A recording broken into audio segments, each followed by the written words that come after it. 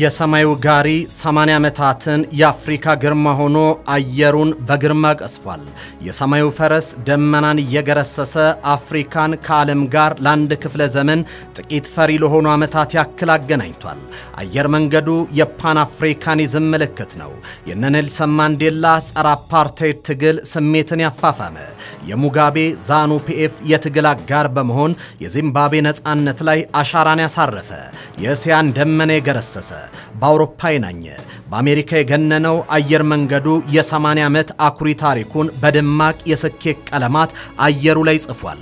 የኢትዮጵያ አየር መንገድ 80ኛ ዓመት የልደት ሻማውን ሲያበራ ታሪኩ የዕድሜ ቁጥር ብቻ ሳይሆን የአንድ ሕዝብ የማይበገር ተስፋና የአንድ አህጉር ኩራት በሰማይ ገጽ ላይ የተቀረጸበት ሕያው ድርሳን ነው። በ1946 ዓመተ ምህረት በ5 የዳግላስ ሲ-47 አውሮፕላኖች የተጀመረው ያ ንጋት ዛሬ 8 አስርት ዓመታትን ተሻግሮ ዓለምን በክንፎቹ አቅፎ የያዘ ግዙፍ የኢኮኖሚና የዲፕሎማሲ መልህቅ ሆኗል።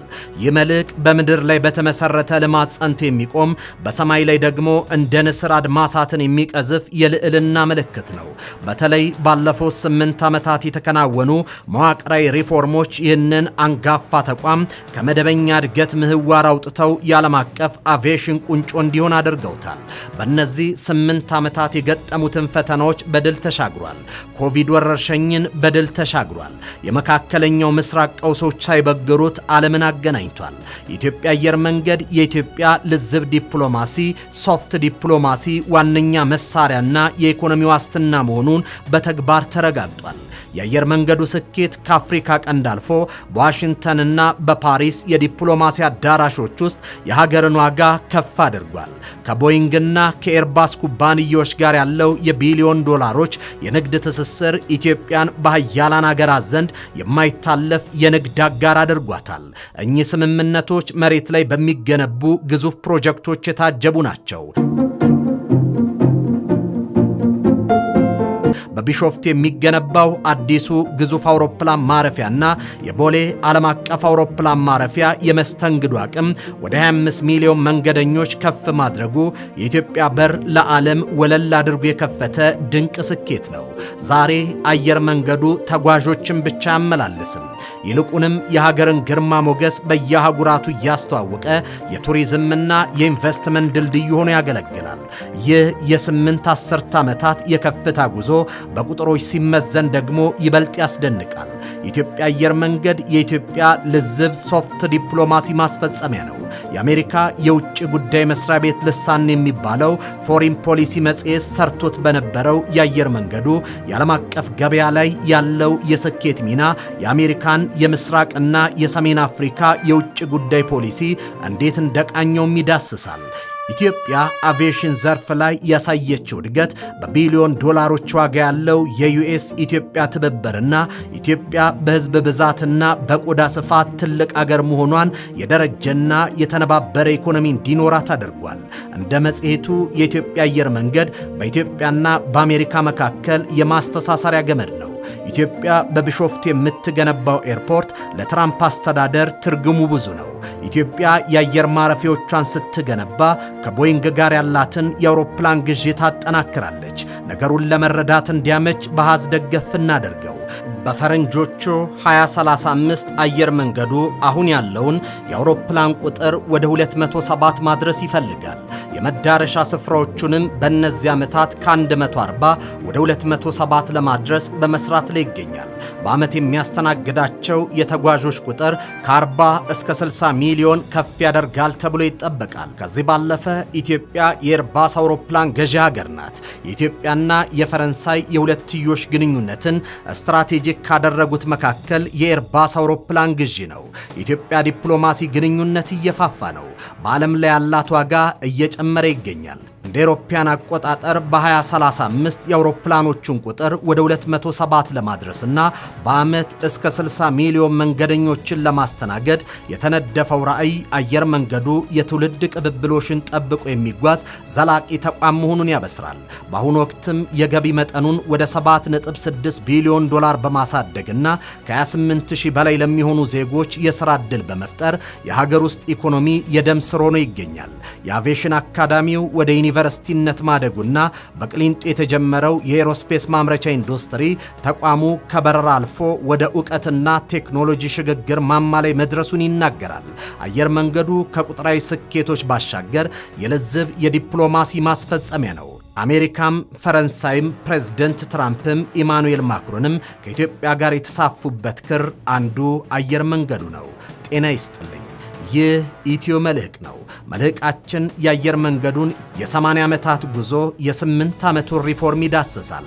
ከዚህ ባሻገር የአየር መንገዱን የለዘብ ዲፕሎማሲ አካልና የጂኦ ስትራቴጂ ማስፈጸሚያነቱን እየቃኘን አብረናችሁን ቆያለን። አብራችሁን ቆዩ።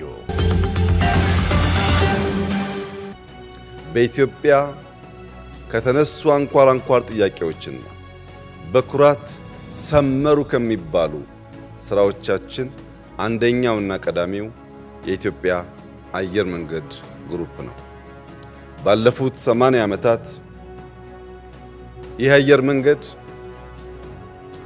በሚያስደንቅ ሁኔታ የጥንታዊት ሀገር ምልክት፣ የጥንታዊት ሀገር ኩራት፣ የጥንታዊት ሀገር መሻት ማሳያ ሆኖ ቆይቷል።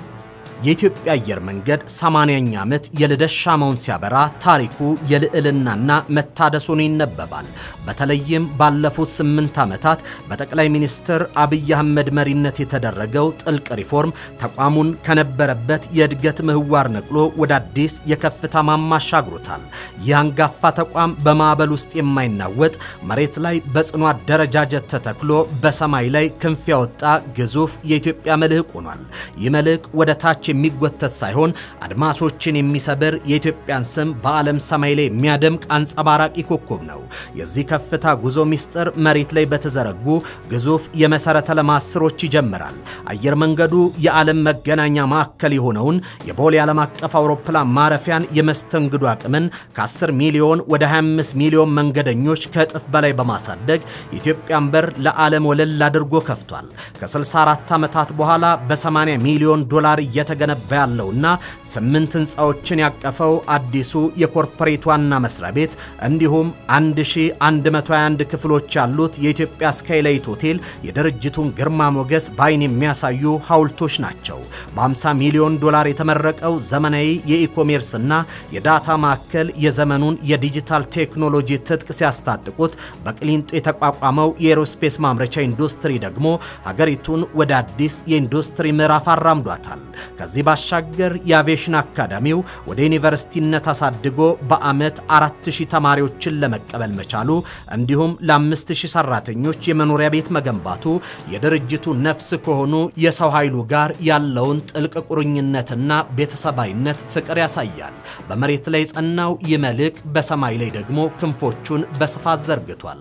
የሰማዩን ንግስና አንቀሳቃሽ ሞተር የሆኑ ሰራተኞች ቁጥር ከ16000 ወደ 29000 በማድረስ ተቋሙ የብዙዎች ሕይወትን የለወጠ የሥራ ዕድል ፈጣሪ ሆኗል። የብረት ወፎቹ ስምሪትም ታሪካዊ ዝላ ያሳይቷል። እንደ አውሮፓውያን አቆጣጠር በ2018 ከነበረበት 100 አውሮፕላኖች ዛሬ ላይ ወደ 146 አውሮፕላኖች አድጓል። ባለፉት 7 ዓመታት ተኩል ብቻ 74 አዳዲስ እና እጅግ ዘመናዊ አውሮፕላኖች የአየር መንገዱን ጓሮ አድምቋል። አየር መንገዱ ዓለምን ብቻ ሳይሆን ኢትዮጵያን እንደ ልብ እያስተሳሰረ ይገኛል። የሀገር ውስጥ መዳረሻ አውሮፕላኖች ማረፊያዎችን ከ20 ወደ 27 በማሳደግ ከተሞችን የንግድ የቱሪዝምና የግንኙነት የማይበጠስ የደም ስራ አድርጓቸዋል። የዚህ የ8 ዓመታት የሪፎርም የመጨረሻው ማሳያ በማያወላውል የቁጥር ሚዛን ሲሰፈር የሚሰጠው እውነት ነው። አየር መንገዱ ዓለም አቀፍ የኢኮኖሚ ውጣ ውረዶችን ተቋቁሞ ጠቅላላ ዓመታዊ ገቢውን ከ2.4 ቢሊዮን ዶላር ወደ 7.6 ቢሊዮን ዶላር ማምጠቅ ችሏል። ይህ ከ3 እጥፍ በላይ የሆነ አስገራሚ የገቢ ጎርፍ ነው። በዓመት የሚያጓጉዘው የመንገደኞች ቁጥርም ከ10.6 ሚሊዮን ወደ 19.1 ሚሊዮን ሲያድግ የጭነት ወይም የካርጎ አቅሙ ከ400 ሺህ ቶን ወደ 800 ሺህ ቶን የሚደርስ በማድረግ እጥፍ ገደማ በማደግ አየር መንገዱ የዓለም የሎጂስቲክስ የማይተካ ዋልታ አድርጎታል። የኢትዮጵያ አየር መንገድ 80ኛ ዓመት በዓሉን ሲያከብር በ8 ዓመታት ሪፎርም የታደሰው ጉልበቱን ለዓለም እያሳየ ነው። መሬት ላይ ስሩን በብረትና በሲሚንቶ አጽንቶ ሰማዩን በዘመናዊ አውሮፕላኖች ሞልቶ የሰራተኞቹን አእምሮ በእውቀት ኮትኩቶ ገቢውን በቢሊዮን ዶላሮች አባስቶ በዓለም አቀፍ ደረጃ የኢትዮጵያን ስም በከፍታ ማማ ላይ አውለብልቧል። ይህ ተቋም ለዘመናት ኢትዮጵያን ወደ ብልጽግና ሰማይ የሚያበር ማዕበልን ተቋቁሞ ሀገርን የሚያጸናና የትውልድ ቅብብሎሽን ጠብቆ የሚጓዝ እውነተኛ የኢትዮጵያ ክንፍ ያለው ተቋም ነው። አየር መንገዱ ላለፉት 80 ዓመታት አልጋ ባልጋ የነበረ ጉዞ አላሳለፈም። የመንግስታት መውደቅና መነሳትን ተሸክሞ እድገቱን ሳያቋርጥ ማለፍ ችሏል። የኮሮና ወረርሽኝና ሌሎች የተፈጥሮ ያመጣቸውን እንደ ድርቅ ያሉ ከፍተኛ ፈተናዎች ተሻግሮ ማለፍ ችሏል። በኢትዮጵያ ላለፉት 100 ዓመታት በውስጥና በውጭ የተደረጉ ከፍተኛ ጦርነቶች እድገቱን ሳይገቱት ቆይተዋል።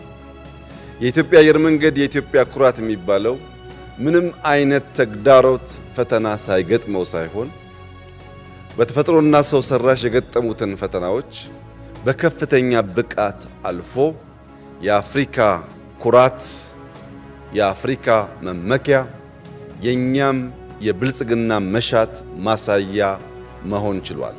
የኢትዮጵያ አየር መንገድ በተለያዩ ጊዜያት ያጋጠመውን የሰው ኃይልና የግብዓት ችግሮች በድል በመወጣት እያስመዘገባቸው ያሉ ስኬቶችን ለማስቀጠል አሁን ላይ የራሱ የአውሮፕላን አብራሪዎች ማሰልጠኛ ትምህርት ቤት ያለው ሲሆን የሀገር ውስጥና የውጭ ዜጎችን በማሰልጠን ለአቪዬሽን ኢንዱስትሪው ከፍተኛ አስተዋጽኦ እያበረከተ ይገኛል። በተጨማሪም አየር መንገዱ ለበርካታ የአፍሪካ ሀገራት ብሔራዊ የአየር መንገዶችና የግል አውሮፕላኖች የጥገና አገልግሎትና ስልጠናም እየሰጠ ይገኛል። ለመንገደኞች ተገቢውን አገልግሎት የሚሰጡ ከነባር አውሮፕላኖች እስከ ዘመናዊ ቦይንግ 787 ድሪም ላይነር አውሮፕላኖች ባለቤት በመሆን በአፍሪካ የቀዳሚነት ቦታን ይዞ ይገኛል። በአቪዬሽን ዘርፍም ጊዜ ደረሰባቸውን የቴክኖሎጂ ግብዓቶችን ያሟሉ አውሮፕላኖችን በመጠቀም የተወዳዳሪነት አድማሱን በማስፋት ከአፍሪካ ባሻገር በዓለም አቀፍ ደረጃ ከሚገኙ የዘርፉ ተቋማት መካከል ከቀዳሚዎቹ ተርታ በመሰለፍ ተጠቃሽና ተወዳዳሪ የሆነ በመምጣቱ የተለያዩ ዕውቅናዎችንና ሽልማቶች ሲበረከቱለት ቆይቷል። የኢትዮጵያ አየር መንገድ ከ8 አስርት ዓመታት በላይ ያስቆጠረው ጉዞ የንግድ ተቋም ስኬት ብቻ ሳይሆን የጥቁር ሕዝቦች ኩራትና የኢትዮጵያ የልዕልና መገለጫ ሆኖ በሰማይ ገጽ ላይ የተቀረጸ ታሪክ ነው። በተለይም ባለፉት 8 ዓመታት የተመዘገበው ምርታ ተቋሙን ከበራ አገልግሎት ባለፈ የሀገሪቱ የጂኦ ስትራቴጂ ማስፈጸሚያና የለዝብ ሶፍት ዲፕሎማሲ ዋነኛ ምሰሶ አድርጎታል። ይህ ክንፍ ያለው ዲፕሎማሲ ኢትዮጵያን ከአህጉራት ጋር የሚያስተሳስር ወርቃማ ክር ሲሆን በየከተማውና በአውሮፕላን ማረፊያ የሚውለበለበው የሰንደቅ ዓላማ ውበት የሀገርን ገጽታ በመገንባት ረገድ ትልቅ የዲፕሎማሲ ሚናን እየተጫወተ ይገኛል። አየር መንገዱ የሚያሳየው ከፍተኛ እድገት ከገቢ ማደግ እስከ አውሮፕላኖች መብዛት፣ ከመሰረተ ልማት ዝርጋታ እስከ ዓለም አቀፍ ትብብር ኢትዮጵያ በዓለም አቀፍ መድረክ ያላትን የመደራደር አቅም ከፍ አድርጎታል። በተለይ ከምዕራባውያን ሀያላን ጋር ያለው የቢሊዮን ዶላሮች የንግድ ትስስር እንደ ቦይንግና ኤርባስ ካሉ ግዙፍ ኩባንያዎች ጋር የሚደረጉ ውሎች አየር መንገዱ የኢኮኖሚ ዋስትና ብቻ ሳይሆን የፖለቲካዊ ትስስር ዋልታ አድርጎታል። የኢትዮጵያ አየር መንገድ በአፍሪካ ቀንድ ያለውን ስልታዊ ተጽዕኖ በማጠናከር ረገድ የሚጫወተው ሚና የኢትዮጵያ ምልክት የሚለውን ስያሜ በትክክል እንዲያገኝ ያደርጓል። ምክንያቱም በማዕበል ውስጥ ጸንቶ የሚቆም የኢኮኖሚ ምሰሶ በመሆኑ ብቻ ሳይሆን አዲስ አበባን የአፍሪካ የፖለቲካና የዲፕሎማሲ ማዕከል አድርጎ ስላነጻት ጭምር ነው።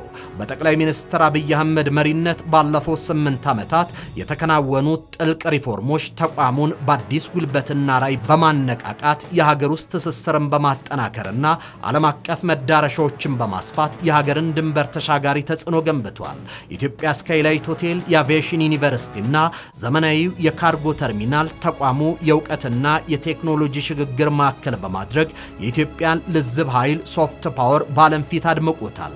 በመሆኑም ዛሬ ኢትዮጵያ አየር መንገድ 80ኛ ዓመቱን ሲያከብር በሰማይ ላይ የሚከንፍ አውሮፕላን ብቻ ሳይሆን የሀገርን ክብር የተሸከመ አምባሳደር፣ የብልጽግና ተስፋን የሰነቀ መሪና ኢትዮጵያን ከነገው ከፍታ ዘመን ጋር የሚያገናኝ የማይበጠስ ድልድይ ሆኖ በልዕልናው ይቀጥላል።